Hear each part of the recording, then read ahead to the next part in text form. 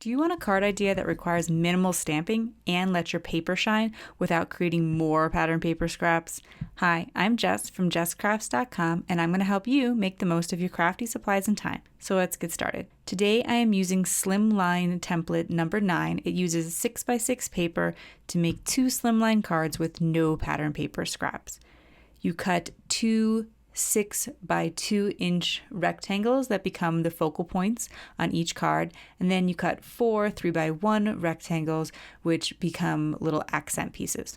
For the products today, I'm going to be using several new products from Spellbinders which were sent to me, and some other products from my stash. I'm using some Recollections cardstock from Michaels for my mats in the background, and I'll use them also for the tags that I use to embellish.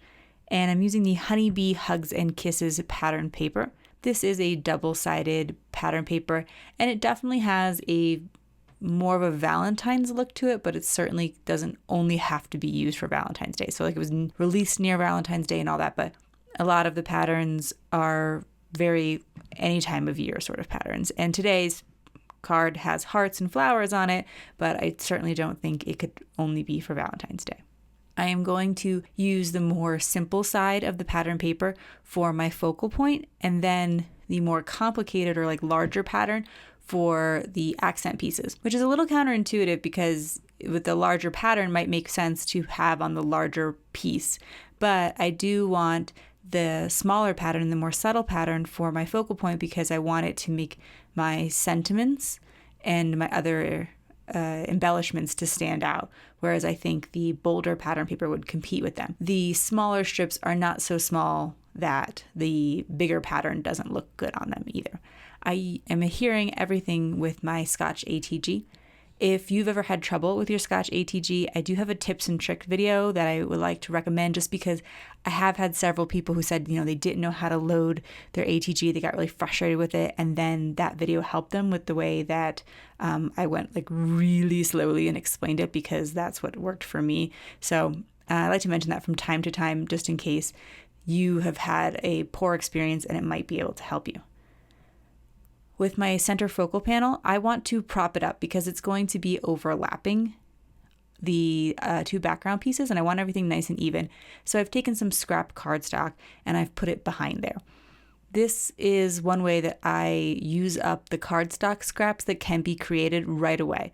So if you are using very expensive colored cardstock, then I would suggest instead of using your colored cardstock, you just use your white cardstock that maybe you can buy in more of a bulk and you buy cheaper. And I have some white cardstock that I recommend in the video description. And like I said, I use a lot of Recollections, but sometimes they don't have all the colors you want.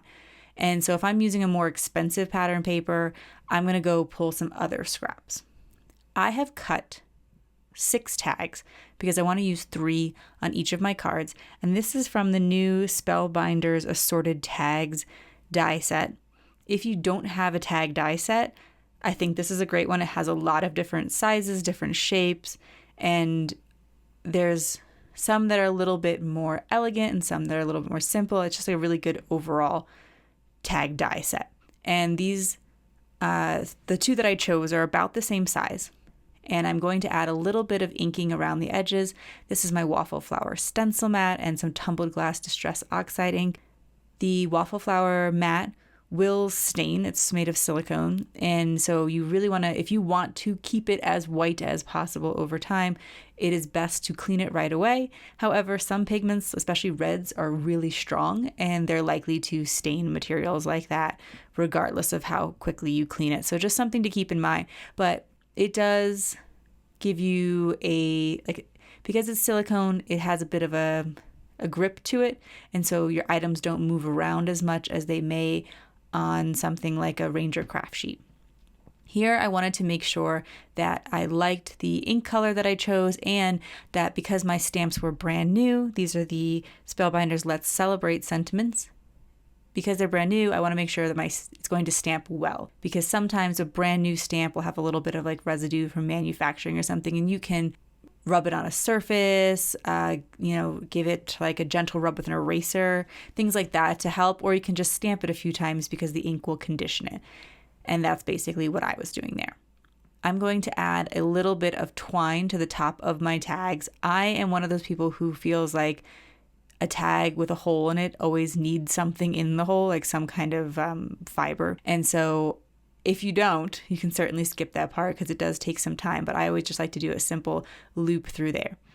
I thought that the distress ink on the edges might be enough to make these tags stand out from the background, but when I went to put the plain tags with nothing on them, like not even the sentiments on, I felt like it needed a little bit more interest.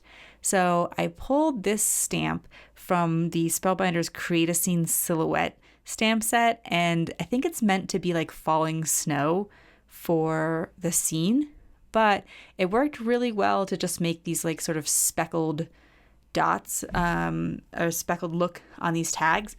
And it made me think of like robin's eggs because the tags are blue too. And I think it could be fun for adding like speckles to egg dyes for Easter as well.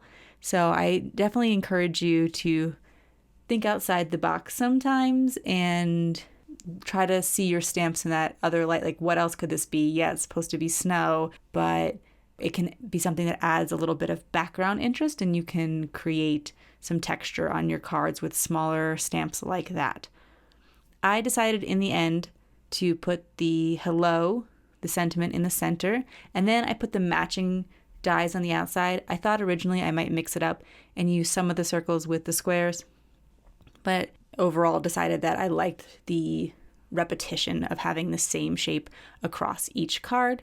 And so that was about finished, but in the tag die set, they had this little strip that has like embossed texture on it. So it's a long strip of cardstock, but it has these little embossed lines or dashes across it.